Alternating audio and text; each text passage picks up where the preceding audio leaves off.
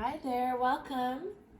Thank you for joining me for the next installment of my Archetypes and Elements series featuring the Myss archetype cards. For those of you who are subscribed to my channel, thank you and welcome back. For those of you who are new, welcome, thanks for joining us. And if you enjoy this reading, if you would please give it a thumbs up and subscribe to my channel, that would be amazing. So tonight we're focusing on the Beggar archetype. Okay, so I'm going to read from my notes a little bit about the Beggar.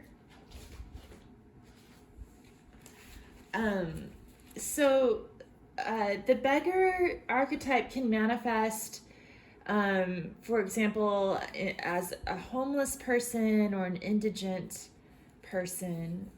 It's associated with dependence on the kindness of others, living on the streets, starvation, and disease. But it's not limited to that. There's also other things that people beg for, like attention, love, authority, material objects. And usually when the beggar archetype is manifesting in our lives, we're begging for a treat of power, begging for power in one form or another. So, it might seem like the beggar has mainly negative connotations, but there actually is a light side. There are light attributes of the beggar. The light attributes are that the beggar confronts empowerment at the level of physical survival, that basic level of physical survival, starting from ground zero. Square one. Awakens the spiritual authority of humility, compassion, and self-esteem. So those are the light attributes. And in its shadow attribute, the beggar represents dependence on others to the exclusion of effort. So I guess, the difference here is when the human spirit comes in and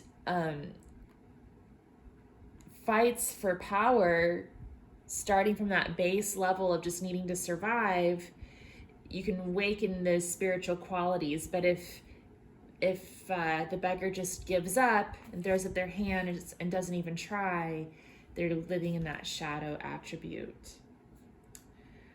And I think this one's hitting home pretty hard these days. We're in the midst of this pandemic and things are getting really tough around the whole world. Even where I live in the United States, we're seeing more people going hungry than ever before, higher unemployment rates than ever before, people worried about losing their homes, unemployment running out. I think that one message that I'm getting tonight, just before we even start digging into this, is that any one of us is susceptible to becoming the beggar, and none of us should bear judgment towards the others that we encounter who embody this archetype.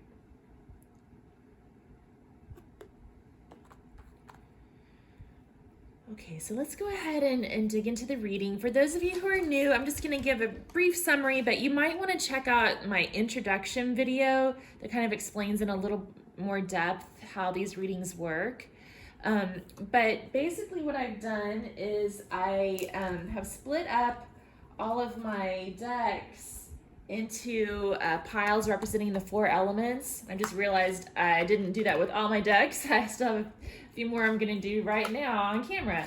But I've split these decks into the piles representing the 4 elements down here: earth, air, fire, and water.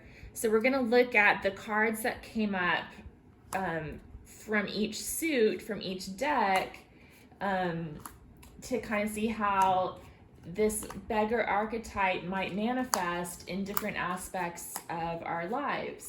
And then up here I have the major arcana from each of my tarot decks, along with a card from the Goddess Inspiration Oracle deck and the Gods and Titans Oracle. So combined, these cards up here kind of give us that fifth element viewpoint. And the fifth element is sometimes called the element of space, but it's also associated with the divine. So I'm sorting out my Sailor Jerry playing cards right now.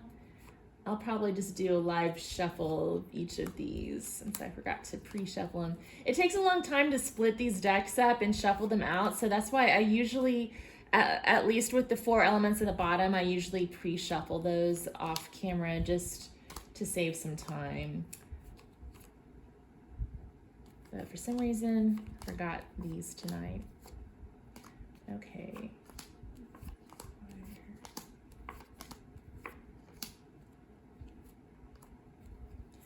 Also, I just wanted to mention as well, and I've mentioned it in some of the other videos, this series would be best complemented if you read a copy of Carolyn Myss's book, Sacred Contracts. I just got mine from the library today. I had put it on hold a while back. So I'm just now digging into it, and I'm exploring this deck of archetype cards in real time on camera here with you guys. So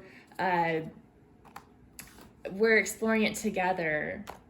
But the book's really fascinating so far, and she's building off the work of Carl Jung and his theory on archetypes, as well as incorporating wisdom from the world's religions. So it's pretty interesting so far.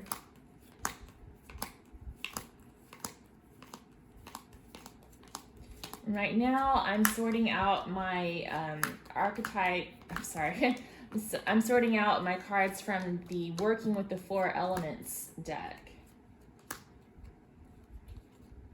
So these cards all have special messages with suggestions for rituals and affirmations.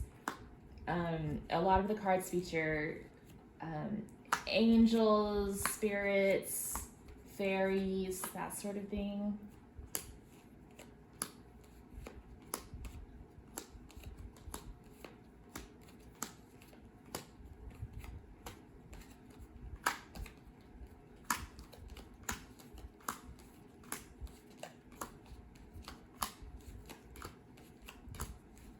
And so the idea is that each of us has the archetypes are all part of what Carl Jung referred to as the collective unconscious. And so these are things that are kind of built into our psyche before we're even born. You know, it's just part of who we are. It's not something that we develop over time. It's something we're sort of born with, this collective unconscious. And the archetypes are all part of that. So we all have access to each of these archetypes. But according to Carolyn Myss, through her research from her energy healing experience and her workshops, she started to notice that there are certain archetypes that kind of emerge to the surface for each of us. And she's organized her beliefs into a system where each of us has 12 primary archetypes that correspond to the 12 houses of the zodiac. And so that's a good reason to check out her book, so you can explore each of those archetypes and how they relate to the houses of the zodiac, and how you can create your archetype wheel. So that's one way of working with these archetype cards. But I've always been attracted to the elementals and how the 4 elements apply in our life. So I decided to take that approach with these tarot card readings. And I've also always been attracted to the idea of archetypes themselves, and that the tarot cards represent archetypes as well.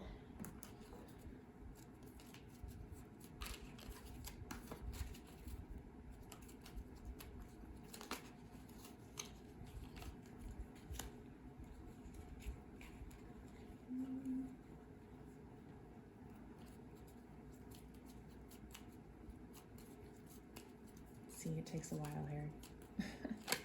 And I still haven't shuffled Sailor Jerry. Okay. Let's see. We shuffle out Sailor Jerry card for each of these.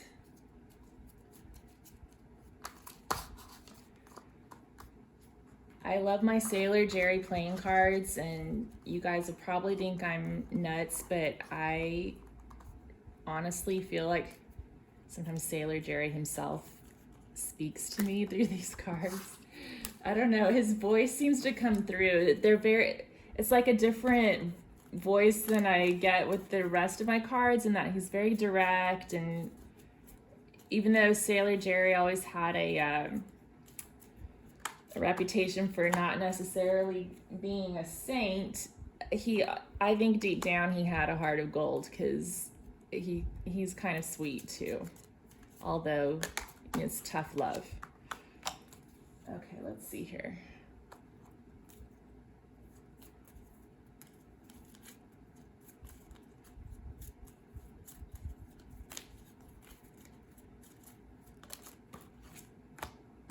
Okay, so first I'm gonna just flip the cards from the 4 elements so we can see what they are, and then I'll go into a little more detail about the interpretations, and then we'll check out the 5th element cards.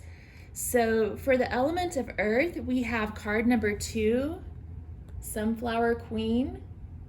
This one's been coming out a lot lately. We have the 5 of Diamonds from Sailor Jerry. From the Antique Anatomy Tarot, we have the 3 of Coins. From the Wildwood Tarot, we have the Ace of Stones, the Foundation of Life. And from the Rider Waite, we have the 2 of Pentacles. Okay. From the element of air, we have card number 13, Music is My First Love. We have the Queen of Spades.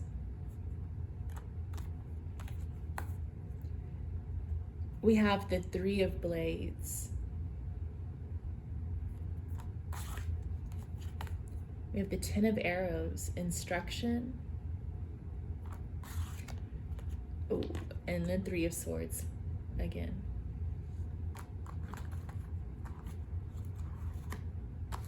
From the suit of, or the element of fire, we have card number 9, Rebirth.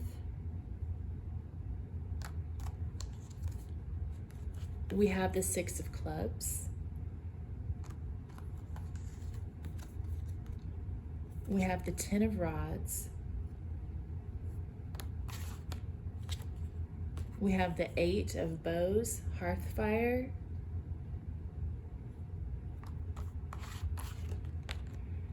And we have the 10 of Wands again. We get a lot of doubles with this method that I'm using, and I think it's kind of interesting to see which cards come up more than once. Okay, so from the element of water, we have Lake Goddess, card number 5. And I also like to kind of look at this one sideways. I don't know if y'all can see this. I hope it turns out okay. And then we have the 4 of Hearts,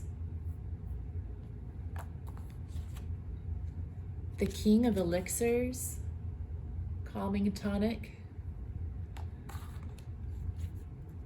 the Page of Vessels, the Otter, and the 9 of Cups. Okay, so let's dig into this.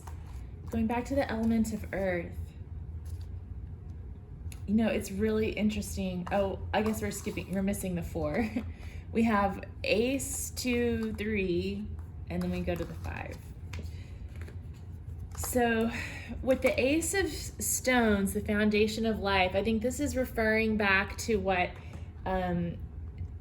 the light attribute of the beggar card is telling us, that the beggar confronts empowerment at the level of physical survival. And I think in the book, she refers to it as the base level of physical survival. So this is kind of just starting from scratch, the foundation of life, learning how to survive and meet your material needs.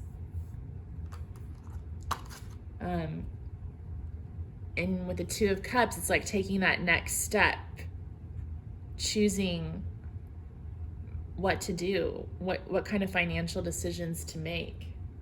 And maybe those choices are not always easy.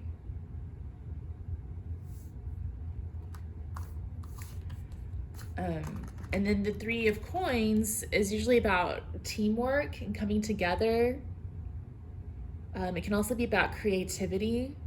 So finding creative ways to get out of a really tough predicament. But also, I think that the teamwork part is really speaking to me here, in that the beggar archetype teaches us to work with others and collaborate together. And it's sort of an interdependency, a dependency on others to help us in our time of need. One card that did not come up was the 6 of Pentacles, which is surprising to me because the 6 of Pentacles actually depicts beggars asking for money.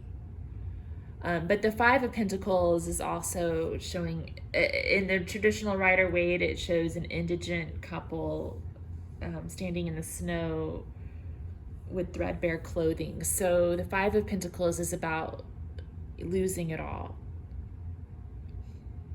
And I think that it's important for each of us to remember that, you know, those who have lost it all didn't plan to be there, you know, they ended up there somehow. And none of us are immune to those sort of losses. So let's read what the Sunflower Queen has to say.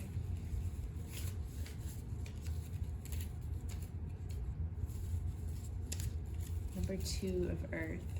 So she's sort of like the 2 of Pentacles reappearing again, since she's the 2 of Earth.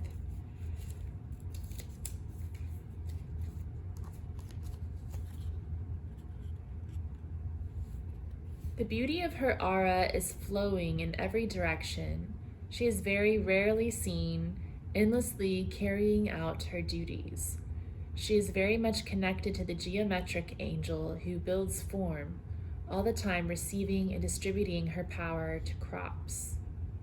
Suggestion: she is a teacher who works on a very high vibration. When you go deep in meditation, you will connect with building and geometric angels. Affirmation: like the sunflower, I will follow the light.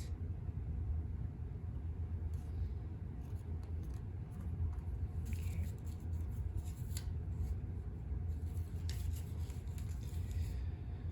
So let's look at the element of air. The 3 of Swords, or 3 of Blades, came up twice. So this card is about loss and heartache, sadness. So, you know, that's what the archetype of the beggar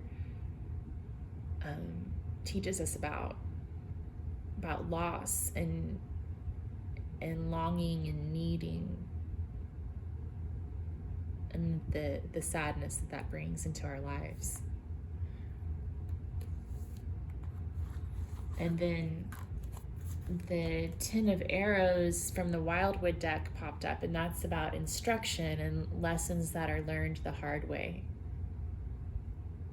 So for those who are enmeshed in the Beggar archetype as one of the core 12, I think that this card could be perceived as guidance to pursue instruction in something that can help you overcome this struggle, to listen to your guides, to keep pointing your arrow at your goals, even in the midst of hard times. And the Queen of Spades is all about clarity and being honest and forthright. She's also experienced a lot of loss. She's about loss and sorrow. But she's overcome those things. And she's done so by facing the cold, hard facts and demanding the truth of herself and others.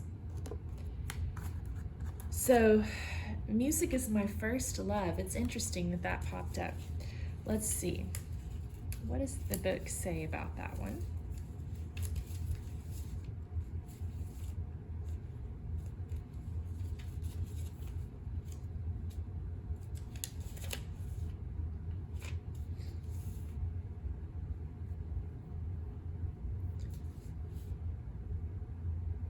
Oh, this is an error. I was looking underwater. Okay. And this card could almost be perceived as another Queen of Spades, because it's card number 13. So, like, the Queen is like the 13th card in the suit. So that's a possibility. Okay. So this one says, the two flowers are embracing themselves in a passionate display of love for each other, moving to the music notes of the wind.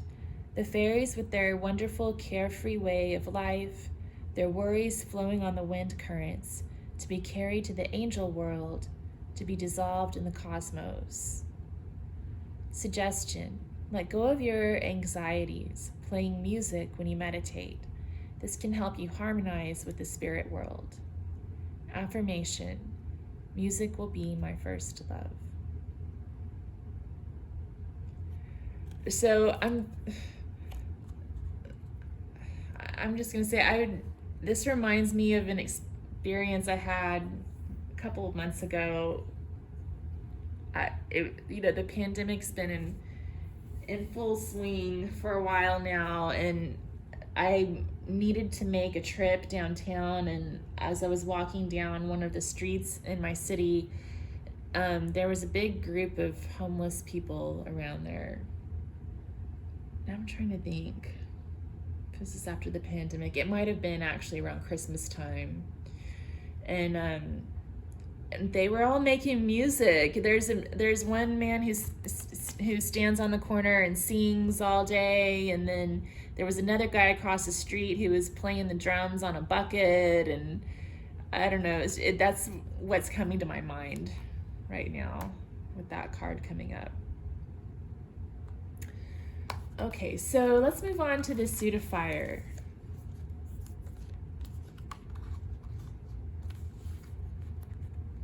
So we've got the 10 of rods and the 10 of wands showing up twice. So this is about responsibility. And I think that's an important lesson for the beggar archetype. You know, the beggar confronts empowerment at the level of physical survival. It awakens the spiritual authority of humility, compassion, and self-esteem. But in its shadow attribute, it's about dependence on others to the exclusion of effort. So this is about the lesson of making the effort, taking responsibility.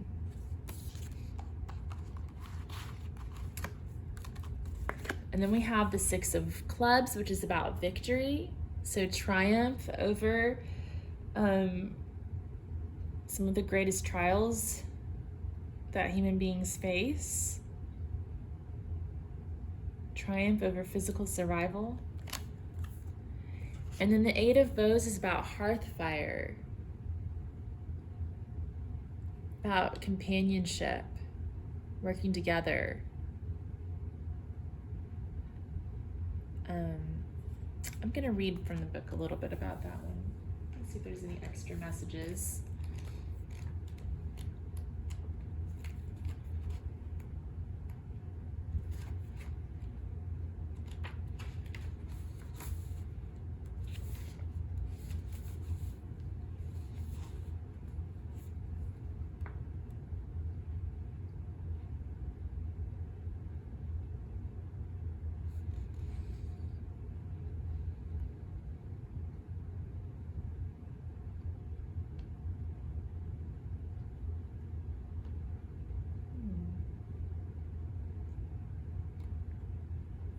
This is interesting.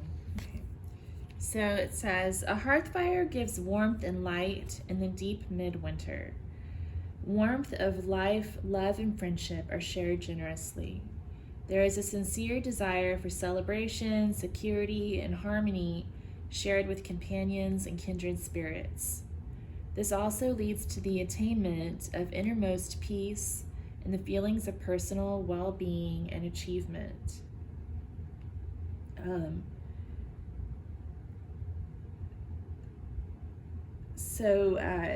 This type of bonding is a powerful experience. It acknowledges the shared consciousness of the human spirit and the bonding experiences that evolve and grow with comrades and family, whether blood relatives or those that life has randomly thrown together.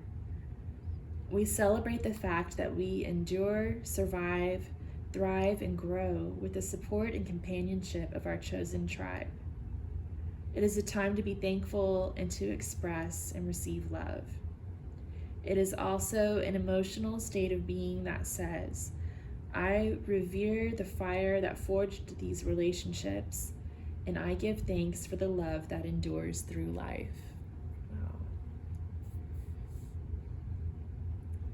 Yeah, and I bet that there are people out there who've been living in the Beggar Archetype who've learned the true meaning of this card that many of the rest of us, in a way that many of the rest of us haven't. I think that there's something about,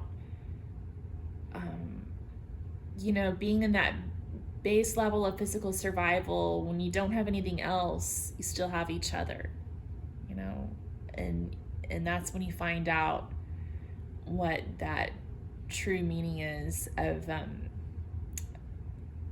love and endurance. And yeah, I'm sure it's not always a pretty picture, but I just think that it's these times of trial where you learn what's really important. Okay, so let's read about rebirth.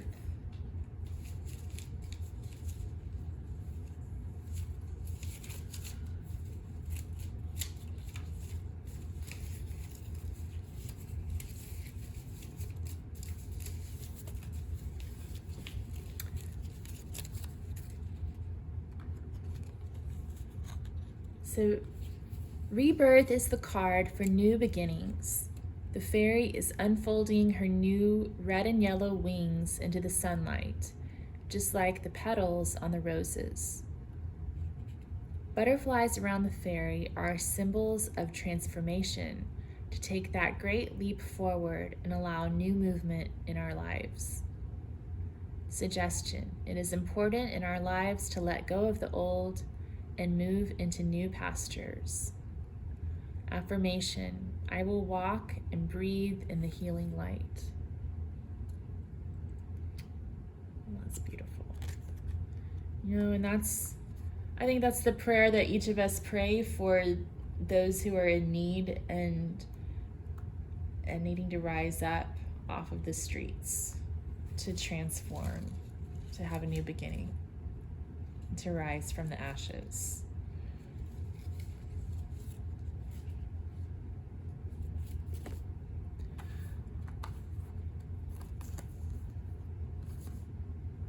Okay.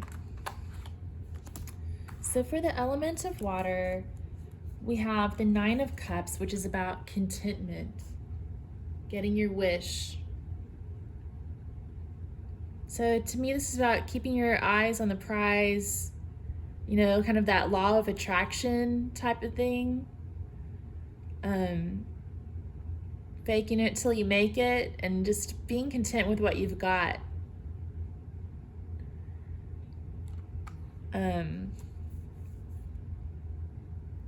We have the Page of Vessels, the Otter. So it's about exploring your emotions.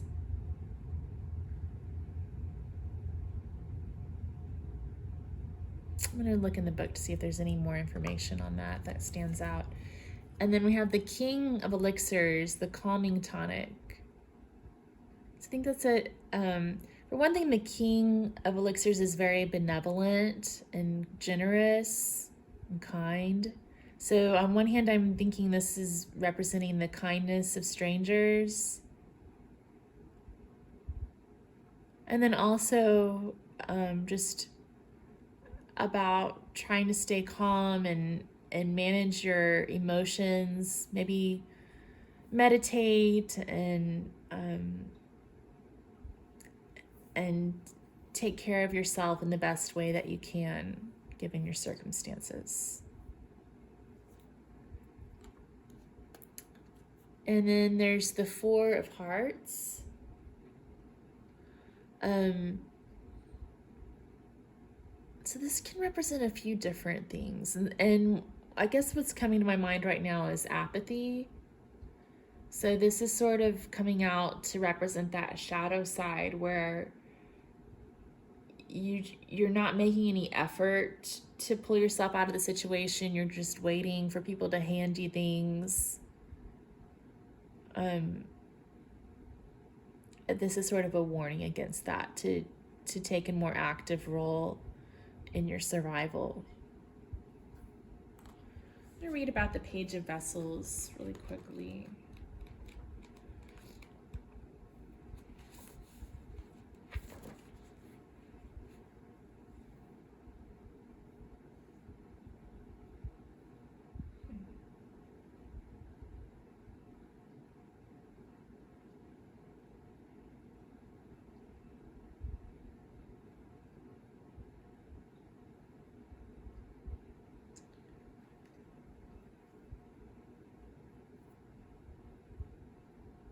Okay, so meditation came up again for this one. So that, you know, I was getting that message coming through with the King of Elixirs coming up. So I really feel like, you know, meditation has benefits for all of us, but I think that especially if you're in the depths of poverty and or even if you're not starving or faced with disease, but you're in this position where you're begging for love or attention or material goods, I think meditation can be really helpful, combined with using that law of attraction and sort of affirming to yourself what your value is and how much power you really do have.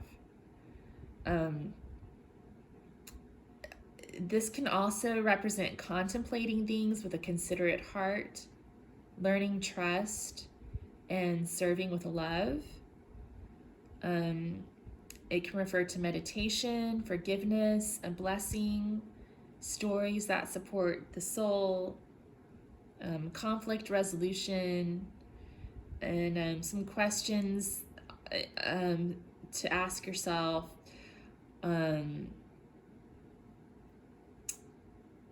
What deeper trust is being asked of you? And what's your willingness to serve? What's your vision? Okay. So what I'm getting here with all these cards combined is that when we find ourselves embodying the beggar archetype, particularly when we're stuck in that shadow aspect, we need to pull ourselves out of it. The way to do that is to stop being apathetic, stop waiting for a handout, take responsibility. That came up in the fire pile. And then also staying calm, meditating, and envisioning what it is that you do want, moving towards the safety and security and contentment that you do want. Okay, so we have the Lake Goddess, card number 5 from the Working with the 4 Elements deck.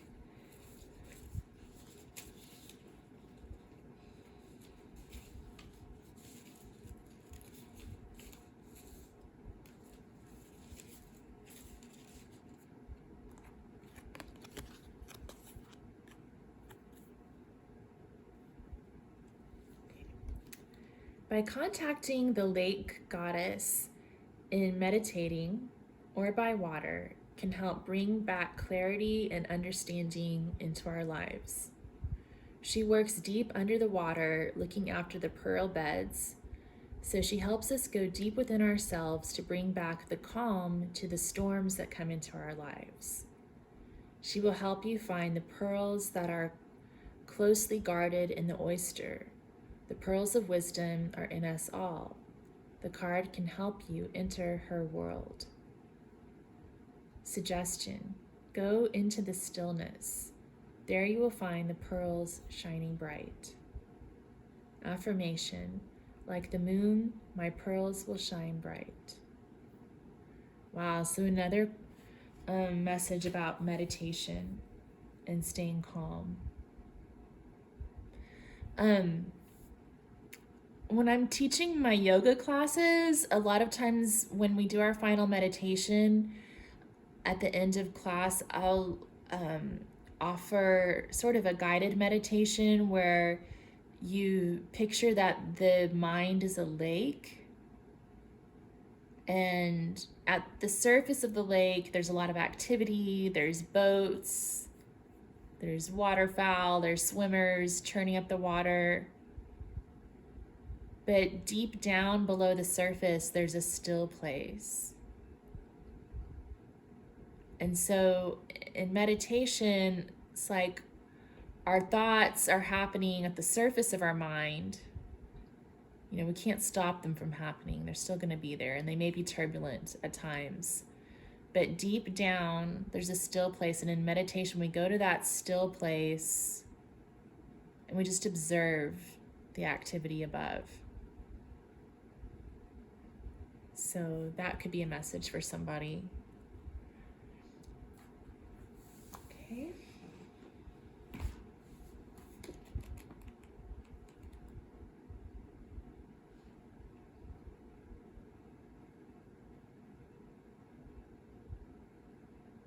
Okay. So let's look at the goddess and the god cards, and then we'll draw some cards from the major arcana. So from the goddess inspiration oracle, we got Ogboyinba, the goddess of prophecy. And her message is, though it is good to desire, sometimes it is better to possess contentment. Wow. Yeah, this is such a good card. When I first got this deck, every time this card would pop up, I would get so frustrated because I was usually asking about something that I desired that I wasn't getting, and then this pops up and says, oh, though it's good to desire, it's better to possess contentment. And it would drive me crazy. Look, we have another card about contentment too. But the more I've worked with this deck, the more I'm starting to appreciate Ogboyinba. She had a really difficult story. Her desire was to become pregnant, and she never achieved that desire and ended up being punished in a pretty painful way. But she had some really, really good gifts of healing and prophecy. And so the lesson associated with her is to appreciate what you do have and be content with that. Let me look her up.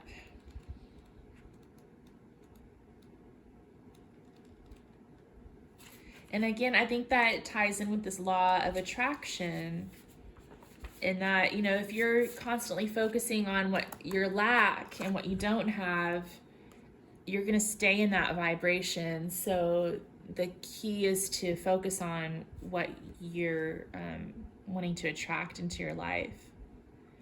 So Ogboyimba, and I hope I'm pronouncing that correctly. I'm not really sure if that's correct or not. She's associated with healing, the future, and discontent.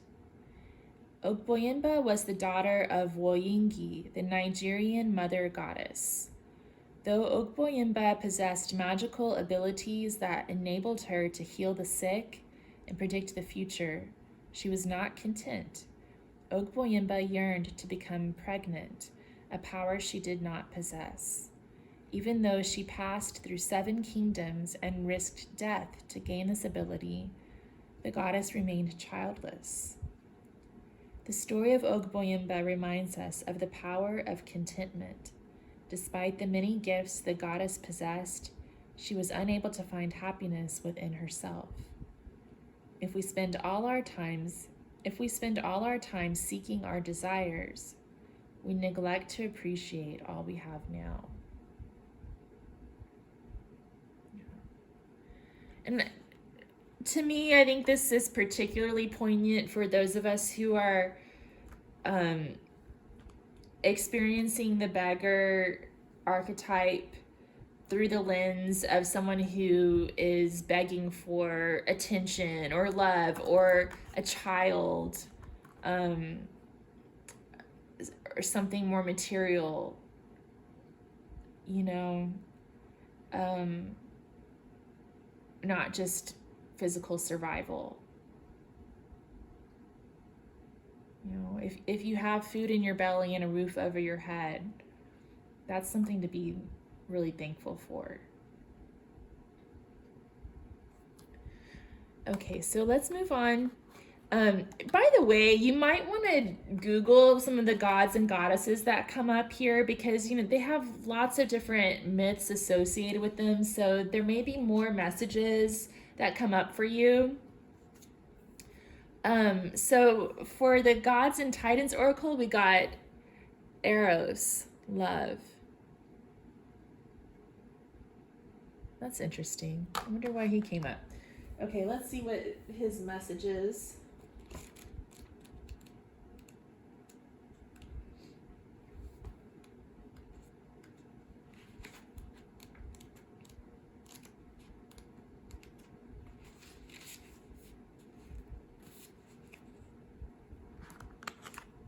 Okay.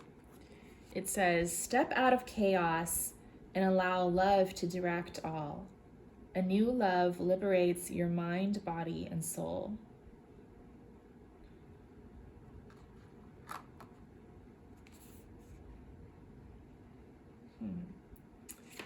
The ancient Greeks believed that in the very beginning, there was only chaos.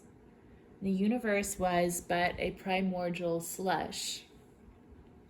There was no distinct earth, water, and sky, just a chaotic cauldron of everything and nothing. And then, infinitely slowly, more evolved. Distinct energies began to form and liberate themselves from the mass. The first organizing influence to leave chaos was Eros, love. Before any other element, earth, air, fire, or even water, love came first. I think that's interesting.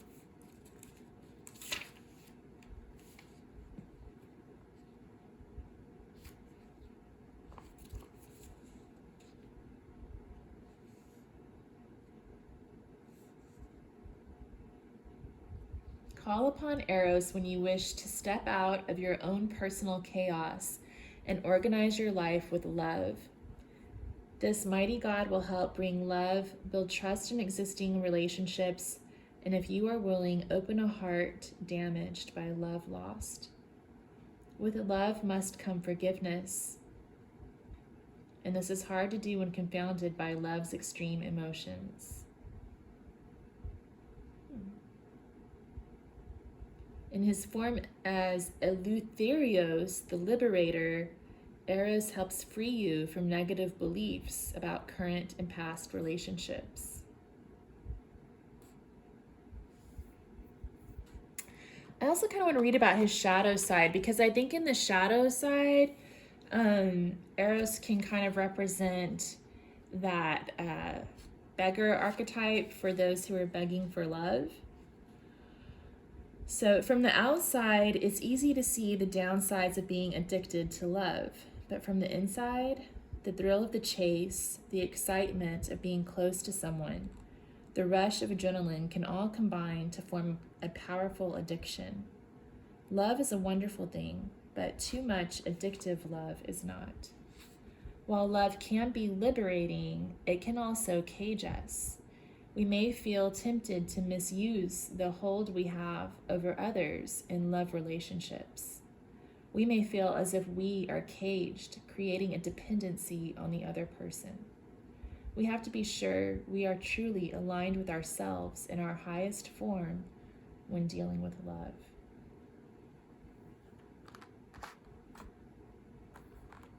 Okay. So let's get some cards from the Major Arcana. What messages do you have for us about the Beggar Archetype? Can you just get one card? One card, please. Oh my goodness. If we can just possibly narrow it down to one card, what messages do you have for us about the Beggar Archetype? Okay, they've got a lot they want to say. I really want to get some clarity by narrowing it down to one card.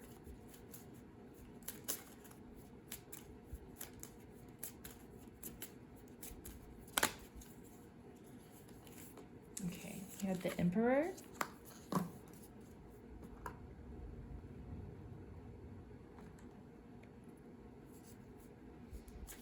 What messages do you have for us about the Beggar Archetype?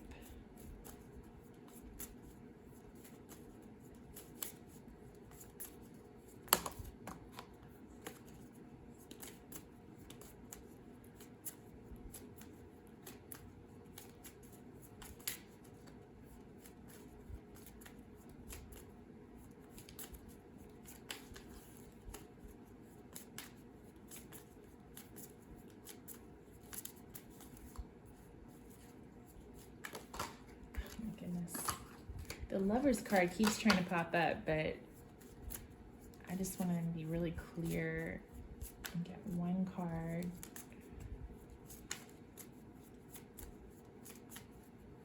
Get some clear messages on the Beggar Archetype. There we go. The Great Bear, card number 20, which is the Judgment card.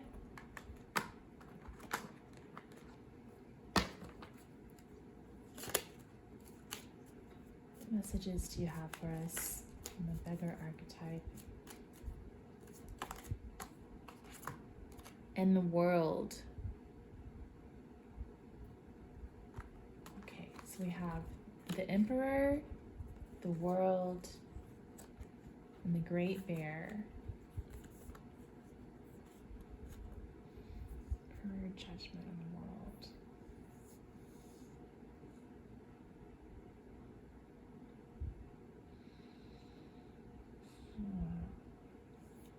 With the World, I'm getting more of that vibe about the phoenix rising from the ashes, kind of like we did with Rebirth.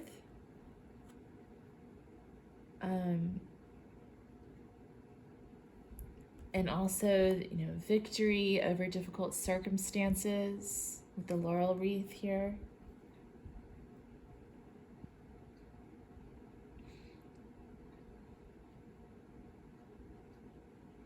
I'm also sort of getting a message that this archetype is playing a big role in the world, across the globe, you know, which all of them do, but I just think that, you know, all of us are kind of going through a hard time with this right now, with our susceptibility to disease and food insecurity right now. So it's sort of like just talking about how this is the globalization of this archetype is at play at this time. And then the Great Bear is about judgment, and I know that in the Wildwood Tarot, it's about judgment, but it's also a little bit different than the Rider-Waite version, in that it's not about the type of judgment where it's based on our moral codes. It's more about just like natural laws and natural karma. And this also shows a cave. This is a shamanic cave where a shaman enters and goes through a shamanic journey, emulating the experience of death and rebirth, and then they come out again. So it's symbolizing rebirth and going through a really intense process to rise again. It's about that test, the test of physical survival.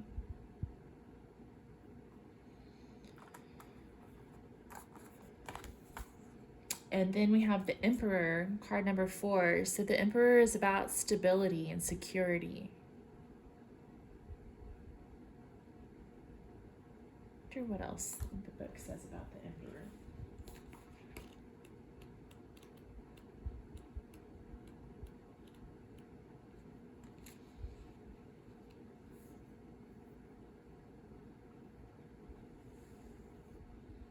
The Emperor shows great foresight and control in all situations. He is wise and assertive and focuses his energy on building and maintaining his empire. Are you feeling confident in your ability to get things done? The Emperor appears when you need a push or some reassurance. You already have the expertise. You just need to apply it to your daily routine. So I'm getting, again, that law of attraction vibe, that responsibility coming up again, about taking control of your situation. Okay. I think I'll draw a couple of quotes just to see if anything relevant comes up.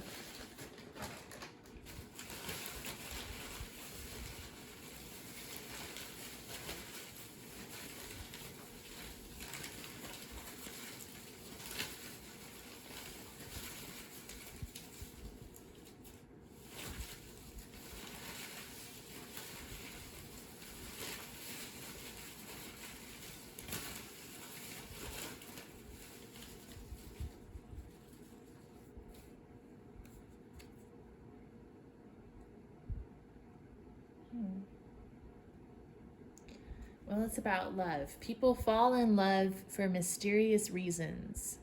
Jeff Bridges. I don't know, that could be a message for somebody. We did have Eros, the god of love, pop up.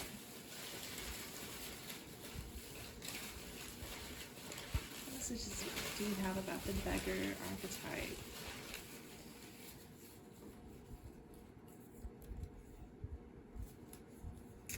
We also have, don't regret the past. It no longer exists. So it's about staying in the present moment and taking action from there. Let's see if we can get our feminine quotes. The Beggar Archetype.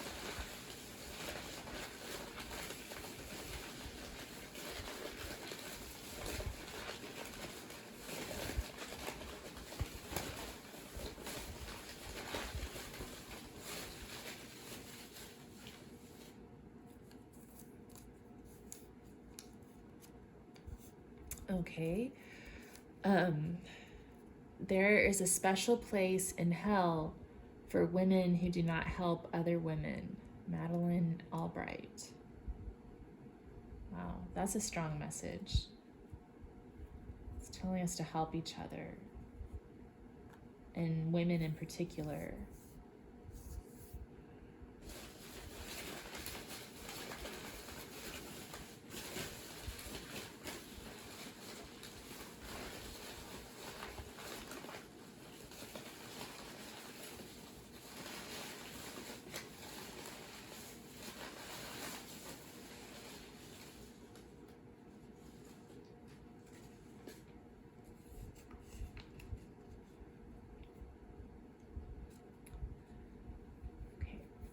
I've learned that people will forget what you said, people will forget what you did, but people will never forget how you made them feel. Maya Angelou. Okay, well, I'm gonna go ahead and close it out right there. Thank you all for joining me. Again, if you're if you like these archetype and element videos, if you could give the video a thumbs up and sign up for notifications, that would really help the channel to grow. I appreciate your time, and next time we will be talking about the bully. So please stay tuned. Thank you.